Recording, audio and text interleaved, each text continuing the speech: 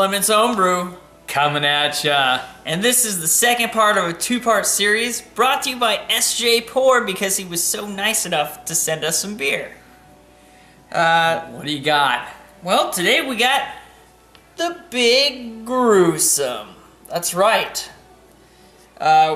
It's from Springhouse Brewing, and it came from Conestoga, Pennsylvania. It's a big chocolate peanut So butter this stout. one is, Yeah. And we're comparing that to Sweet Baby Jesus from Duclaws, which we did in a previous review, which you can check out. now I know SJ is going to be a little biased because he likes the Big Gruesome a little bit more because, you know, it's from Pennsylvania. Pennsylvania. But it's an Imperial Stout. It's 8%. So, We can get this baby cracked open. yeah, we need to get this cracked open. That's right. Oh, check that pour out. Look at that. Now, we're only doing half glasses, so it's aggressive, but oh my, he went way aggressive on his. Way aggressive on this one. Yeah. So as you can tell, I mean, we got really nice dark tan, almost going into that Yeah, almost that mocha shades color of mocha, head. Yeah. exactly. Beautiful looking. Really tight foam on the top.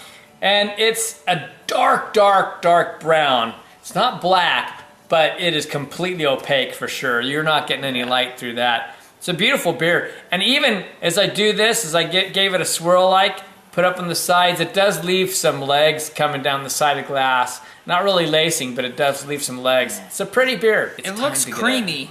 It does. It looks kind of thicker and creamy. I think we get a nose on this. What you say? Right. Sounds good to me.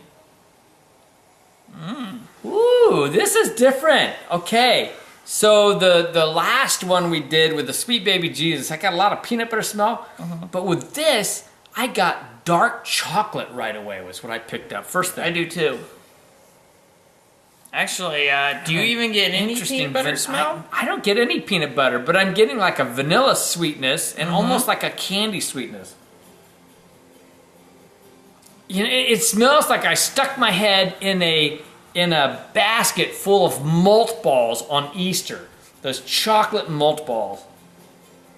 That's a good description, actually. I loved chocolate malt balls. That was my, well, still my favorite Easter candy.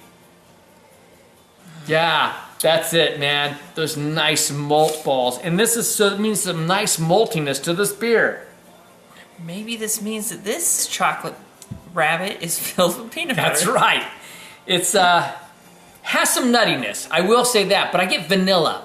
So I get some Mostly nuttiness. vanilla. I get a lot of vanilla. I get the chocolate malt balls, and I get dark chocolate. But I feel like I get a candy shell. Yeah, candy shells there. I'm really just getting the chocolate. I'm not even getting like roasty malts or anything. With a really good swirl, I got some peanut butter.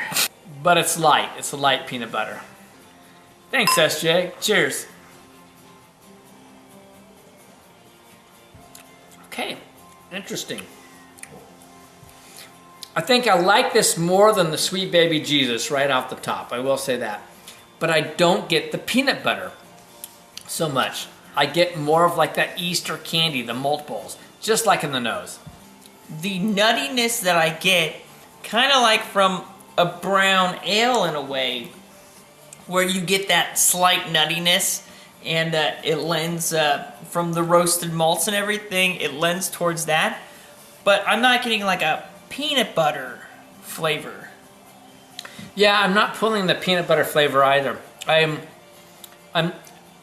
getting some roastiness is coming through more. The more I drink it, the more I get roastiness. I get a little bit of dark chocolate.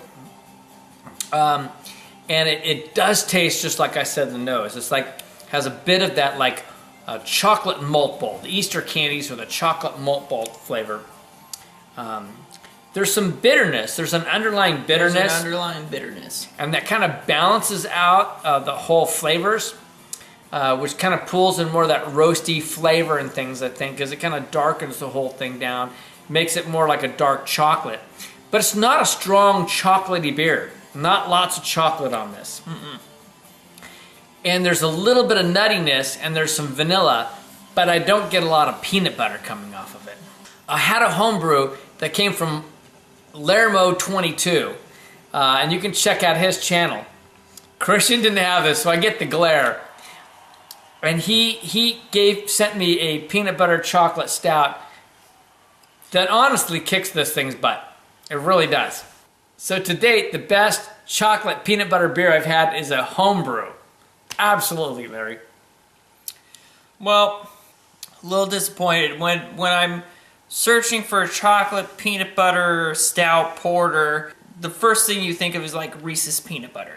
Yeah. And I'm not even getting anything close to that kind of flavoring, that kind of palate that would lend towards that.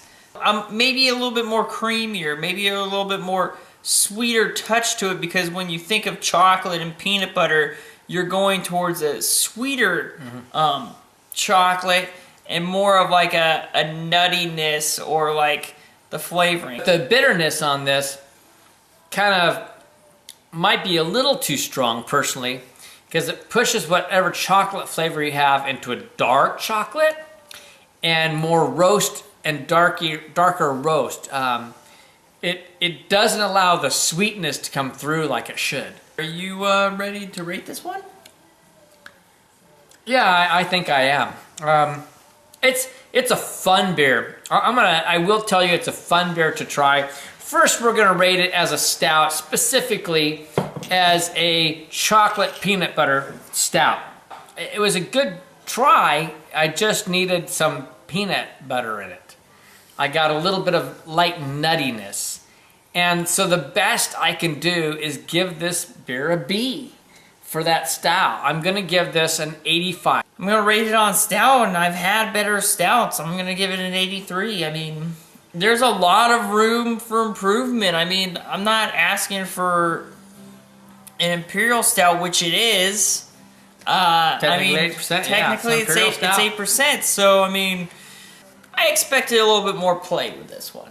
Here, I'm going to drop down some points on the overall because it doesn't meet what I would expect from an imperial stout, and certainly not from a chocolate peanut butter imperial stout. So now I'm dropping it down on my overall to an 83, kind of that B minus-ish range, and I personally think that's accurate. For me, again, I'm going to go straight to where I put the Sweet Baby Jesus 79. Sorry, SJ. I know it's from Pennsylvania. It's almost like a letdown for me is when I see chocolate peanut butter. I'm like, ooh. You know, it was the same thing when Rogue did their maple bacon beer. You know, you get excited. You're like, ooh, this is going to be good. And then, bam, you're disappointed. And there's nowhere to go with it. You get the hype and then the disappointment of not reaching that goal that you were hoping. So we hate to do that. SJ, we appreciate sending the beers. We are tough raters here. And we know that these get, I think, some pretty decent ratings out on the Rate Beers and the Beer Advocates of the world. But quite honestly, if you're going to advertise something to be a certain way, you really need to live up to that. And I think they didn't quite live up to that. Now, having said that, I don't think there's any question between the two. Which is the winner? Big Gruesome. Big Gruesome is the winner. Big Gruesome is the winner of the two. Yes, sir, SJ, you are right. Big Gruesome is by far the winner of the two. So from Clement's Homebrew, life's too short to drink cheap beer. And we'll see you on the next beer review. Woo! Woo! Oh, yeah. Oh, wait, mine's empty. Oh.